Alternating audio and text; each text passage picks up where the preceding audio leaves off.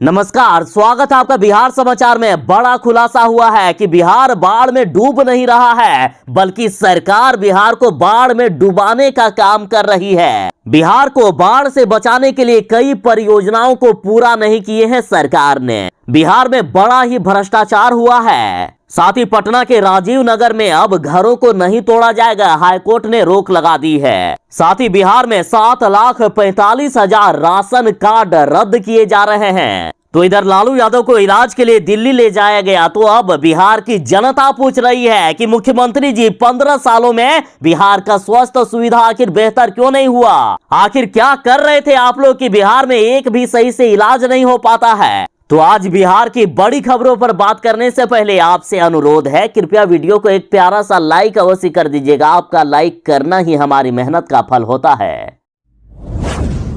बिहार के उन लोगों के लिए बुरी खबर है जिन्होंने गलत तरीके से राशन कार्ड बना लिया है। बिहार में अभियान चलाकर अब 7,45,000 राशन कार्ड रद्द किए जा रहे हैं। साथ ही बिहार में जिन्होंने गलत तरीके से राशन कार्ड बनाया है, एक तरफ उनके राशन कार्ड रद्द हो गए, साथ ही उन पर कार्रवाई भी की जा सकती है। और बिहार के 1-2 जिले नहीं बल्कि सभी 38 जिलों में जांच हो रहा है। जो लोग गलत तरीके से राशन कार्ड बनाए हुए हैं उनका राशन कार्ड अब रद्द होगा। तो आखिर किनका किनका राशन कार्ड रद्द होगा? तो देखिए, वैसे व्यक्ति जिनकी मासिक आय 10,000 से अधिक है वे राशन कार्ड नहीं रख सकते हैं। साथ ही यदि आप ग्रामीण क्षेत्र में आते हो या शहरी क्षेत्र में, यदि घर में 4 पहिया वाहन है फिर भी राशन कार्ड नहीं रख सकते हैं। यदि परिवार में किसी की सरकारी नौकरी है तो उनका भी राशन कार्ड रद्द होगा। इनकम टैक्स देने वाले परिवार का भी राशन कार्ड रद्द होगा। सिंचाई की एक उपकरण के साथ यदि 2.5 एकड़ सिंचित भूमि है तो वे भी राशन कार्ड नहीं रख सकते हैं। तो वहीं यदि 5 एकड़ सिंचित भूमि है तो वे भी परिवार राशन कार्ड नहीं रख सकते हैं। साथ ही यदि कोई व्यवसायिक कर अदा करता है या अन्य साधन संपन्न परिवार है तो उन सभी का राशन कार्ड रद्द किया जा रहा है। और साथ ही राशन कार्ड रद्द करने के साथ इन लोगों पर कड़ी कार्रवाई भी की जा सकती है।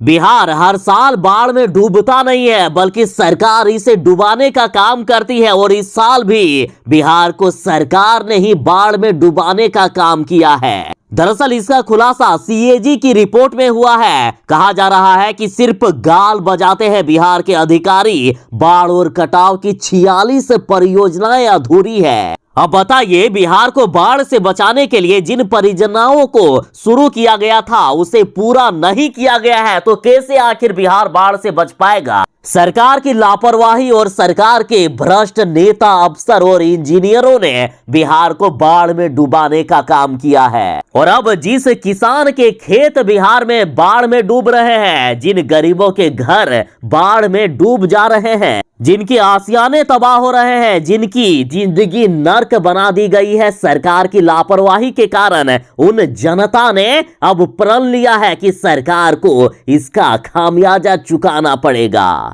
दरअसल सीएजी की रिपोर्ट 2020-21 जो हाल में ही पेश किया गया है उसमें बड़ा खुलासा हुआ है कि 2021 तक जिन 157 परियोजनाओं को पूरा होना था वो अभी आधी अधूरी है। इसमें से कई योजनाएं 100 करोड़ से भी अधिक है। साथ ही बाढ़ और कटाव से संबंधित भी योजनाएं अभी अधूरी है। और ये स्थिति तब है जब एक तरफ बिहार में लाखों लोग हर साल बाढ़ से प्रभावित होते हैं और उसके बावजूद सरकार की लापरवाही देखिए, बिहार में 57 से भी ज्यादा योजनाएं अभी अधूरी पाई गई है, जबकि सभी योजनाएं मार्च 2021 में ही पूरा हो जाना था। जैसे कि बागमती नदी पर हायाघाट कारा धन तटबंध को 42 किलोमीटर और लंबाई में बढ़ाना था और इसे मजबूत भी करना था। इस योजना में 389 करोड़ 35 लाख रुपए खर्च करनी थी, लेकिन मात्र 135.56 करोड़ ही खर्च हो पाई है। उसी तरह से एक और योजना कटिहार में गंगा नदी के किनारे हो रहे कटाव को रोकने से संबंधित है। तो इस तरह से कई योजनाएं हैं जो यदि पूरा हो जाती तो आज बिहार बाढ़ से नहीं डूबता, लेकिन सरकार ने बिहार को बाढ़ में डुबाने का काम किया। मुख्यमंत्री नीतीश कुमार जी बड़े बड़े दावे करती है स्वास्थ्य विभाग को लेकर कि हमने बिहार में ऐसा काम किया है, हमने बिहार में वैसा काम किया है, लेकिन एक लालू यादव की इलाज नहीं हो पा रही है बिहार में। अरे साहब, लालू यादव अमीर आदमी है, वे दिल्ली भी जाएंगे इलाज करने के लिए। अब तो तेजस्वी यादव ने अपडेट किया है कि लालू यादव को वे सिंगापुर लेके जाएंगे। लेकिन बताइए कि बिहार के गरीब आखिर कहां जाएंगे? मुख्यमंत्री जी, आप भी अपने आंखों के इलाज के लिए दिल्ली जाते हो, लालू यादव भी दिल्ली चले जाते हैं इलाज के लिए, लेकिन बिहार की गरीब जनता आखिर कहां जाएंगे मुख्यमंत्री जी, जिनके लिए आप बड़े बड़े दावे करती हो? जो महान जनता आपको टैक्स के रूप में 15 सालों से पैसे दे रही है ताकि बिहार में आप स्वास्थ्य व्यवस्था का हाल ठीक कर सको, ताकि बिहार की जनता को कम से कम इलाज के लिए बाहर नहीं जाना पड़े और लोगों की जान ना जाए। लेकिन अब ये क्या, आप लोग पैसे वाले हो, आप लोग कहीं भी इलाज के लिए चले जाओगे, लेकिन बिहार की गरीब जनता को क्या मरने के लिए छोड़ दोगे? आखिर कब बिहार का स्वास्थ्य व्यवस्था ठीक होगा? कब बिहार में बड़ी बीमारियों का इलाज हो सकेगा? जब आप बड़े राजनेताओं को ही बिहार के डॉक्टरों पर, बिहार की स्वास्थ्य व्यवस्था पर भरोसा नहीं है, जब आप लोग ही बिहार में ठीक नहीं हो पाते हो, तो बिहार की जनता का आखिर क्या होगा बताइए जरा। देखिए, खबर है कि लालू प्रसाद यादव जी का इलाज बिहार में नहीं हो सका और अब तेजस्वी यादव ने इन्हें दिल्ली इलाज के लिए ले गए हैं। साथ ही कह रहे हैं कि यदि वहां भी इलाज नहीं हुआ तो उन्हें सिंगापुर ले जाया जाएगा। बिहार सरकार की जरा दादागिरी तो देखिए। बिहार के पटना के राजीव नगर के नेपाली नगर में सरकार ने जनता के साथ खूब अन्याय किया है। बिहार की निर्दोष और भोली भाली जनता के घर तोड़े गए, जो जनता ने किसी तरह से पूरे जीवन भर की कमाई को लगाकर किसी तरह सर छिपाने के लिए एक घर बनाया था, उसे भी सरकार ने तोड़ दिया। और सरकार ने ये गलत किया है, ऐसा हम नहीं कह रहे हैं, बल्कि हाईकोर्ट का कहना है। हाईकोर्ट ने सरकार की खूब डांट लगाई है। तो का साहब, ऐसी आखिर कौन सी दादागिरी है? आखिर रविवार का समय क्यों चुना गया लोगों के घर तोड़ने के लिए? ऐसा हाईकोर्ट ने सरकार से पूछा। अरे साहब, ये कहाँ का इंसाफ है? जिस भोली भाली जनता ने आपको वोट देकर जिताया, आज उसी के साथ ऐसा खेला कर दिए। बिहार की राजधानी पटना के राजीव नगर इलाके में प्रशासन द्वारा की गई कार्रवाई पर पटना हाईकोर्ट में बुधवार को सुनवाई हुई और हाईकोर्ट ने सरकार को खूब फटकार लगाई है। साथ ही कहा है कि बिजली, पानी जैसे मूलभूत सुविधाएं यहां तत्काल उपलब्ध करवाइए। सरकार का कहना है कि जनता की कोई गलती नहीं है, सारे गलती बिहार के भ्रष्ट अफसरों का है।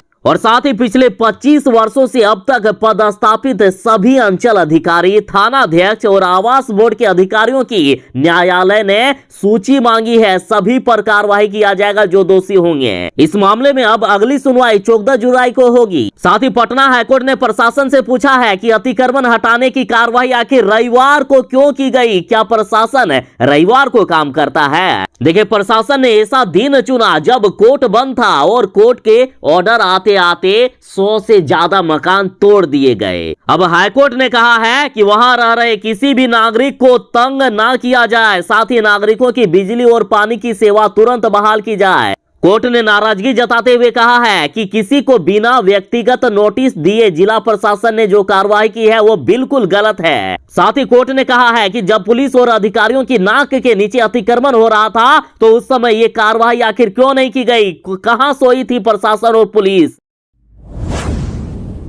मुख्यमंत्री नीतीश कुमार जी के दोस्त लालू यादव की तबीयत काफी खराब हो गई है और लालू यादव से मिलने के लिए मुख्यमंत्री नीतीश कुमार जी अस्पताल पहुंचे और मुख्यमंत्री जी ने लालू प्रसाद यादव जी को अपना पुराना साथी कहा। लालू प्रसाद यादव अपने घर पर ही सीढ़ी से गिर गए थे, जिससे उसके कंधे की हड्डी टूट गई थी। लेकिन लालू प्रसाद यादव कई बीमारियों से ग्रसित हैं, साथ ही उनका किडनी भी फेल होने के कगार पर है और ऐसे में लालू यादव का हड्डी टूटना उन्हें महंगा पड़ गया। फिलहाल लालू यादव को इलाज कराने के लिए दिल्ली ले जाया गया है, लेकिन पटना के पारस अस्पताल में जब लालू यादव एडमिट थे तो मुख्यमंत्री नीतीश कुमार जी लालू यादव से मिलने गए थे। पूरे बिहार को लालू यादव और मुख्यमंत्री नीतीश कुमार जी की दोस्ती समय समय पर देखने को मिल जाती है और एक बार फिर से मुख्यमंत्री नीतीश कुमार जी ने एक दोस्त होने का फर्ज निभाया। लालू यादव से अस्पताल में जाकर मिले और ईश्वर से, खुदा से प्रार्थना किए कि जल्द ही लालू प्रसाद यादव उनके दोस्त लालू प्रसाद यादव को ठीक कर दे। और इस दौरान तेजस्वी यादव और तेज प्रताप यादव भी वहां मौजूद थे। और इतना ही नहीं, अस्पताल में मिलते हुए मुख्यमंत्री नीतीश कुमार जी ने जब लालू यादव का ऐसा हाल देखा तो भावुक हो गए मुख्यमंत्री जी।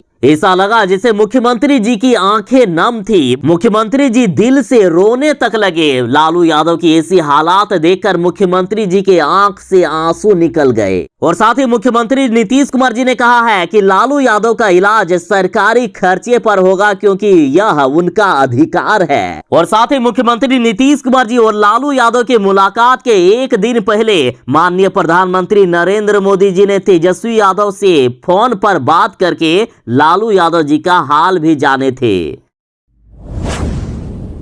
ठीक ही कहा जाता है कि ये सरकार पूंजीपतियों की सरकार है, बीजेपी सरकार गरीबों की सरकार नहीं है, क्योंकि ये सरकार गरीबों पर ध्यान ही नहीं देती है। लगातार गरीबों के साथ अन्याय हो रहा है। इस सरकार ने महंगाई बढ़ाकर गरीबों का जीना मुश्किल कर दिया है। देखिए, बार बार बिहार सहित पूरे देश में सिर्फ कॉमर्शियल सिलेंडर के दाम कम हो रहे हैं। 1 जुलाई को खबर आई थी कि 19 किलो का कॉमर्शियल सिलेंडर 198 रुपए तक सस्ता कर दिया गया था। लेकिन जो गरीब अपने घर में खाना पकाने के लिए जो घरेलू गैस का यूज करते हैं, उसके दाम लगातार बढ़ाए जा रहे हैं। दाम इसके कम नहीं हो रहे हैं। पिछली बार भी 2 महीने के अंदर 2 बार दाम बढ़ाए गए हैं और आज फिर से दाम बढ़ा दिया गया है। 50 रुपए बढ़ गए हैं कॉमर्शियल गैस सिलेंडर के दाम। देश के अलग अलग राज्यों में और अलग अलग शहरों में अलग अलग गैस सिलेंडर के दाम लिए जाते हैं। पटना की बात करें तो पहले 1101 रुपए में घरेलू गैस सिलेंडर मिलता था, जो कि अब 1151 रुपए में मिलेंगे। और इसलिए कहा जाता है कि ये पूंजीपतियों की सरकार है। जो गरीब घर में यूज करते हैं गैस सिलेंडर, उसके कीमत पर आग लगाकर रख दी गई है। बिहार के भ्रष्ट नेता और अफसर और सरकार की लापरवाही के कारण बिहार का गोपालगंज जिला एक बार फिर से डूबने वाला है। गंडक नदी यहां तांडव कर रही है। देखिए, वाल्मीकि नगर बैराज से 2,50,000 क्यूसेक पानी छोड़ दिया है, जिससे गोपालगंज जिले में गंडक नदी अब तबाही मचाने लगी है। और अब गोपालगंज के माझा प्रखंड के निमुनिया पंचायत में गंडक नदी का तांडव शुरू हो गया है। यहाँ लाखों टन से भी ज्यादा नदी में समा गई है मिट्टी। साथ ही किसानों के कई एकड़ जमीन नदी में विलीन हो गए हैं। और सरकार ने करोड़ों रुपए खर्च करके बल्ला पाइलिंग बनाए थे, लेकिन उसमें भी भ्रष्टाचार हुआ है और ये बेकार साबित हो गया। बल्ला पाइलिंग कटाव रोकने में नाकाम साबित रहा है। नदी किनारे बालू भरकर जो बोरियां रखी गई थी, वहां भी बिहार के भ्रष्ट नेता, भ्रष्ट अफसर और भ्रष्ट इंजीनियरों ने अपना कारनामा दिखा दिया। ये बोरियां काफी कम संख्या में रख दी गई है, जिससे ये भी बेकार साबित हो गया।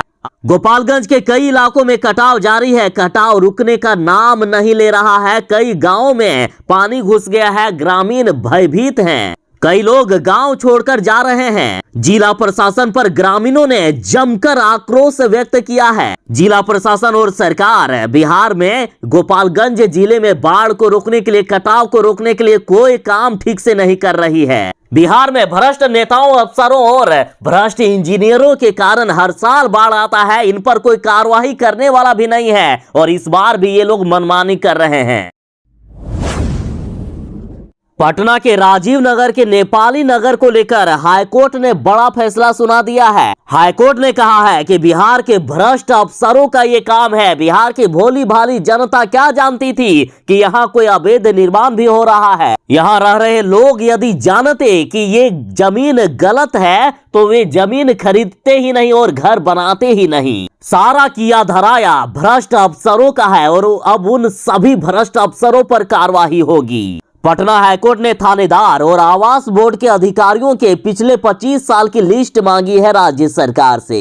साथ ही अतिक्रमण के नाम पर राजीव नगर के नेपाली नगर में पटना जिला प्रशासन के कार्यवाही पर अगले 1 सप्ताह तक रोक लगा दी गई है। अब यहाँ 1 सप्ताह तक कोई भी घर नहीं टूटेगा, लेकिन उन 100 घरों का क्या जिसे 2 दिनों के अंदर तोड़ दिया गया है। हाईकोर्ट का ये कहना है कि जब यहाँ जमीन बिकती रही, उस समय जब घर बनते रहे, तो यहाँ के भ्रष्ट अफसर और पुलिस आखिर क्या कर रही थी। जब यहाँ जमीन बिक रही थी, जब यहाँ घर बन रहे थे, उस समय जिस थानेदार की, जिस पुलिस की या जिस ऑफिसर की इस जगह पर पोस्टिंग थी, आखिर उन्होंने क्यों नहीं रोका। तो तो पिछले 25 सालों के दौरान जिनकी जिनकी यहाँ पोस्टिंग हुई है उन सभी की लिस्ट मंगाई गई है। सभी के ऊपर कार्रवाई हो सकती है यदि दोषी पाए गए तो। अब पटना हाईकोर्ट उन सभी भ्रष्ट अफसरों पर शिकंजा कस सकती है। पटना हाईकोर्ट ने सारा दोष बिहार के उन भ्रष्ट अफसरों, भ्रष्ट पुलिस और थानेदार पर लगा दिया है। लालू प्रसाद यादव का इलाज बिहार में नहीं हो सका और वे अपने बेहतर इलाज के लिए दिल्ली चले गए हैं। कुछ दिन पहले ही मुख्यमंत्री नीतीश कुमार जी भी अपने आंख के इलाज, मोतियाबिंद के इलाज के लिए दिल्ली चले गए थे। अब इस पर बिहार की जनता पूछ रही है कि वैसे तो किसी भी व्यक्ति का अधिकार है कि वे जहां चाहे अपना इलाज करा सकता है, लेकिन बिहार के लोग आखिर कहां जाएंगे? गरीब लोग आखिर कहां जाएंगे? आखिर बिहार में 15 सालों में बेहतर स्वास्थ्य व्यवस्था क्यों नहीं हुई है? लालू प्रसाद यादव अपने घर पर ही सीढ़ी से गिर गए थे, जिससे उनके दाएं कंधे की हड्डी टूट गई है और बुधवार की सुबह बिहार के मुख्यमंत्री नीतीश कुमार जी ने उन्हें देखने हॉस्पिटल आए। स्वास्थ्य मंत्री मंगल पांडे भी आए थे और अब लालू प्रसाद यादव जी को दिल्ली ले जाया गया है। तो अब लोग सवाल कर रहे हैं कि बिहार के सरकारी अस्पताल क्यों प्राइवेट अस्पताल के आगे कमजोर साबित हो रहे हैं। पटना में IGIMS जैसे सुपर स्पेशलिटी अस्पताल के साथ ही एम्स और मेदांता भी है। बता दें कि बिहार में मोतियाबिंद के ऑपरेशन का भी व्यवस्था है और किडनी ट्रांसप्लांट का भी IGIMS में किडनी ट्रांसप्लांट की सुविधा है। इसके अलावा रूबन हॉस्पिटल में वर्षों से ये काम हो रहा है। पारस अस्पताल में भी ये सुविधा है, लेकिन लालू प्रसाद यादव जी को दिल्ली ले जाया गया है। अब उन्हें सिंगापुर ले जाने की बात हो रही है। तो अब लोग सवाल कर रहे हैं कि आखिर बिहार के गरीब लोग कहां जाएंगे? बिहार के गरीब लोगों का क्या होगा? बिहार की स्वास्थ्य व्यवस्था पर जब आप लोग ही भरोसा नहीं करते हो तो आखिर जनता कैसे भरोसा करेगी? आखिर बिहार के स्वास्थ्य व्यवस्था का हाल इतना खराब क्यों बना दिया गया है? क्या बिहार में सिर्फ नाम के लिए स्वास्थ्य व्यवस्था को लेकर बड़ी बड़ी डींगे हाँकी जाती है? इस तरह से जनता कई तरह के सवाल पूछ रहे हैं सरकार से।